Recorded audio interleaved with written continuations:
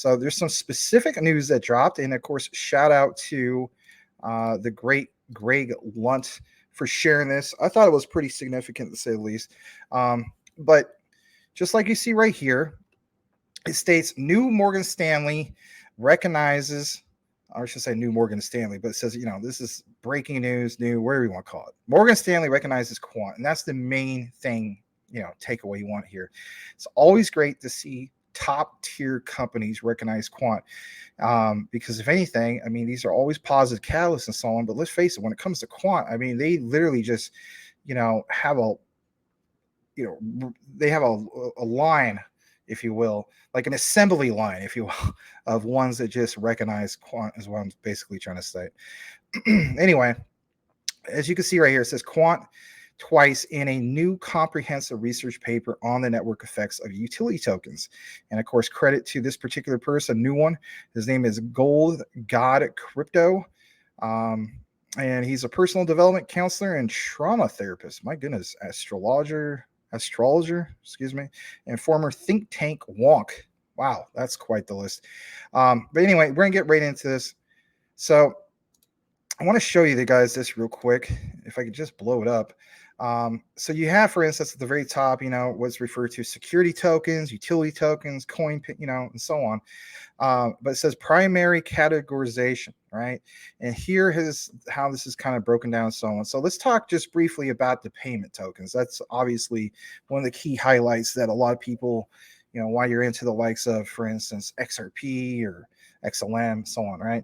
So, for instance, you have Bitcoin part of that list, Ethereum. Again, some of those are, let's face it, those are the legacy systems. They're very slow, right? Lots of fees and so on.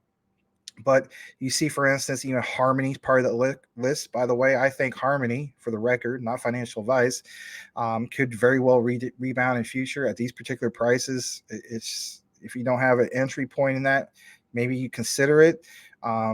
Some people don't look at it as an investment anymore. Some people look at it like a gamble. You got to take it as you will. But anyway, look at some of the ones on this particular list: Phantom, Polkadot, right? Polkadot's layer 0, Algorand, and even Litecoin, or as Larry would say, Litecoin Lisa. Now, in regards to the utility tokens, right? Filecoin, real threat, to say the least, when it comes to Jeff Bezos' Amazon, right? If you look more into it, one of the standout storage utility tokens, in my opinion. I'm personally invested into the graph, but look at one of the ones listed here, right? For the topic of what we have here is Quant. And of course, I own Audius as well, and so on. But when we jump more into this, you will also see on this other exhibit 38 different wrappers to invest in Web3 startups. You see, for instance, liquid tokens, right? So, you have Quant, which is states investment in coins and tokens with focus on liquidity, traded through a decentralized and even a centralized exchange. Now, when we jump more into this, if you're wondering why am I putting emphasis on this, or why does, for instance, Greg Lunt talk about this, we need to understand a little bit more in regards to the network effect. So it states, understanding the network effects is key to choosing the right investments. Today's thread looks at some difference, or I should say, at some different NE models and whether Quant Network is in a position, to reap the rewards of this phenomenon. Of course, I always talk about Quant. I love talking about Quant because I realize there's insane upside potential for the likes of Quant. So it says, first, let's start with the definition of quote unquote network. Now, a lot of us already know some of this, but I'm going to get to some of the nitty gritty because I think you guys appreciate that. So let's just go ahead and start things off. It says, generally speaking, a network is an interconnected system of people and things. Yeah, no doubt, for the most part, right? But for some people, you don't know this, right? So for instance, there's Oracle, there's, for instance, there's networks, there's server networks, et cetera, right? But look at this. Networks, if you didn't know about it, are made up of two main components, nodes and links. And this is something that's going to be brought up quite a bit. Again, part of the show is called DYOR with Max, but I'm going to get into some of the juicy stuff. So it says nodes are the participants in the networks, for instance, users, devices, buyers, sellers, etc. Links are the connections between different nodes or groups of the nodes in the network. Now, listen to this. So, why should you care about this? Well, you need to understand the network effects. So, the concept of network effects says that the value of a network increases in direct proportion to the number of nodes in the network. And that is one of the key things. And we're going to jump into why that's so significant here in a bit. So, basically, the more nodes join network, the more valuable the network becomes. That's the main key takeaway I want to get into when we break it down a little bit more further here in a bit. And that is the key thing is more valuable the network becomes. So it says over the years, many attempts have been made to develop a model that accurately measures network effects. Three of the most popular models are Smirnoff's law, Metcalfe's law, and Reed's law. For the purposes of what we're going to present to you here at CTN, we're going to get into Metcalfe's law here in a bit. Now, there's some other particular models that you see here and so on. But what I want to state here is this right here. So it says a study from NFX found that 70% of value created by technology companies can be attributed to their network effects. Now watch this. It says, in other words, companies that create and leverage network effects have asymmetric upside. And that's one of the key things when it comes to the likes of Quant, right? Tremendous upside potential, right? So for instance, it says a great thread from Raul GMI last week concluded that the value of digital asset is equal to the network daily transactional volume in USD times the number of active nodes. This simple formula backtests perfectly against the major price of cryptocurrencies like Bitcoin, Ethereum, XRP, and even Polkadot, right?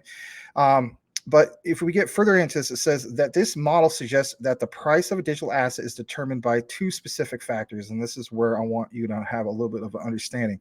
The number of nodes actively using the network and the amount of money moving across the links on the network. This paints a very bullish picture for the price potential of Quant. Now, earlier today, I put out a particular video, like I mentioned at the very beginning of the start of this show, highlighting specific things about what I refer to as the bull run thesis, not based on emotions, based on actual data. You're always going to hear this particular person say, no, it's not happening. This other person saying, no, we're going to have pullback. We're going to have December lows and so on. But in reality, what is it all? It's all based on opinions and so on. Why don't we base things on data? We should. If you have somebody, for instance, the likes of Los Angeles Dodgers who worked in data analytics, not me, Luke Lango, and also worked for the Philadelphia 76ers, paid for data analytics, you would think that if anything, if they're able to do it at the professional scale, then they should be able to do it at the scale of, for instance, crypto. So Quant Network provides the rails. We always hear these particular analogies, right? You hear it with Ripple's XRP. So Quant provides the rails for LACNet. Now, if you don't know what LACNet is, it's basically Latin American chain, LAC chain, right? It's what they provide to make a Latin American digital dollar. And this is extremely bullish because if anything, back last March, last April, Quant was ready establishing and creating a digital dollar for what? Latin America. While everybody was talking about the likes of what, is going to happen with ISO 222 last November, let's face it, delayed to March of this year, Quant was already doing it. They already had the connections and so on. So before I kick it back into the comments, just bear with me for a little bit longer here in a bit. You need to understand the platform will onboard, listen to this, tens, if not hundreds of millions of users over the next few years into the Overledger. When we talk about supply and demand, that's a tremendous amount of supply and demand to use their particular technology at scale that nobody else is really doing. If you think about it, Quant has no competitors. And to answer the question that was asked earlier today, they don't have any competitors out there as far as Mentalek would say, shout out to Mentalek, being an alpha tier competitor, if you will. What that also said, look at this. It says, for instance, that Quant's partnership with Oracle, we're always talking about them, allows 430,000 customers plus to utilize Quant's interoperability and token management platform.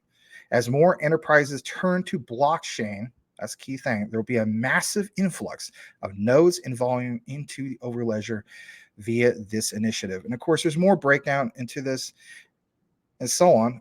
But before I kick it back in the comments, I want to point this out. Did you know that Quant network is supporting over, listen to this, 20 central banks through their involvement of just that. SIA, the Digital Pound Foundation, which, by the way, Gilbert Verdian is part of that, and even MIT, yes, Massachusetts Institute of Technology. As central bank digital currencies continue to come online, Overledger is set to host, listen to this, host, not just be there at the table, host tens, if not trillions, maybe more than that, of dollars of daily transaction volume. And that's the main thing you need to have to look into here. We have labeled and outlined here countless times, at least I have, when it comes to Quant. One of the things I mentioned was if you don't know about it, you need to look more into it. QRC721. Why is that so significant? Because it brings a layer of security to NFTs.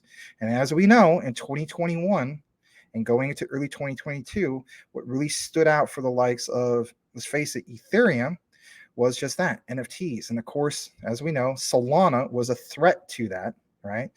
You know, where there's an alpha, there's a mega, right? So that, you know, Solana did rival, whether you're a fan of Solana or not, Ethereum because of what? NFTs. Think about this.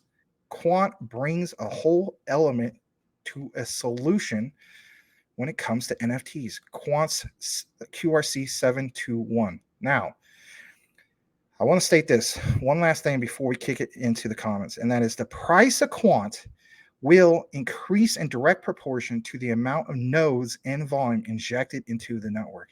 And that's the key thing I want each and every one of you, whether you're a fan of Quant or not, to have a firm understanding. Like it says, remember, digital asset value equals daily volume times number of active nodes. If you don't have a broader perspective of how this could just be massive, I don't know what to tell you. It says, if you believe in these partnerships, price appreciation has already been programmed. Overledger plans to absorb network traffic from a number of different verticals, and I won't even list all these. Finance, healthcare, insurance, Internet of Trust, Internet of Things, smart vehicles, artificial intelligence, and even the digital IDs. We already saw that with Nextera ID with what? Alliance Block. Think of the utilities. Think of the multiple layers of utilities and try to compare that to the likes of Quant, and you cannot. You simply cannot. They have multiple layers of utilities. Thank you so much for watching, guys. If you have not yet subscribed, do yourself a favor and subscribe for more information on the ISO 222 compliant tokens, and hit the notification bell to make sure that you are aware of the new videos when they come up. Max and I cover these ISOs, and we also have a live show every single night at 9 p.m. Eastern Standard Time. Make sure you tune in for that. You won't want to miss it. Thanks again, and we will see you on the next video.